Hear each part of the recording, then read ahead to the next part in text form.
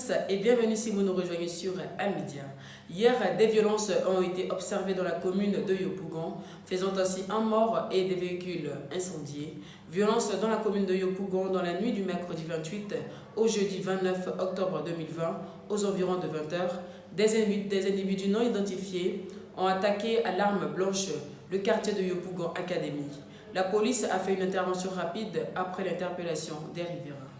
Depuis Bruxelles, où il séjourne après son acquittement en première instance dans le cadre de son procès à la Cour pénale internationale, le président Laurent Gbagbo a invité la classe politique ivoirienne à dialoguer et à discuter. Lors d'une interview accordée à TV5 ce matin, l'ancien chef d'État ivoirien déclare être du côté de l'opposition et pense avoir une solution à la situation actuelle du pays. La situation actuelle de mon pays me préoccupe et on a un remède à cela. Le remède, c'est la discussion. Je comprends la colère des Ivoiriens qui manifestent contre le troisième mandat et je la partage, a-t-il déclaré.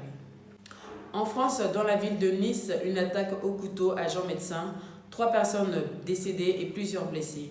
3 personnes sont mortes et plusieurs autres ont été blessées jeudi à Nice après une attaque au couteau à la basilique Notre-Dame.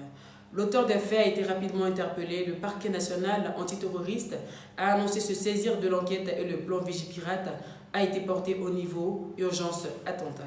Et puis en Guinée, le président Alpha Condé au chevet des victimes des violences post-électorales. Après une semaine de confinement, le dispositif sécurité déployé autour du domicile de l'opposant Cellou Diallo a été levé le mercredi 28 octobre. La mesure avait été sollicitée par la mission conjointe ONU-UA-CEDEAO au terme de son séjour à Conakry. Arrivé second à l'élection présidentielle du 18 octobre avec 33,5% des voix selon la CENI, Cellou Diallo continue de contester ses résultats et de revendiquer la victoire face au président sortant Alpha Condé, qui lui a effectué une visite victime des violences post-électorales de ces derniers jours qui ont fait 21 morts selon le gouvernement, une trentaine selon l'opposition. Voilà, c'est la fin de ce point info. Merci de nous avoir suivis.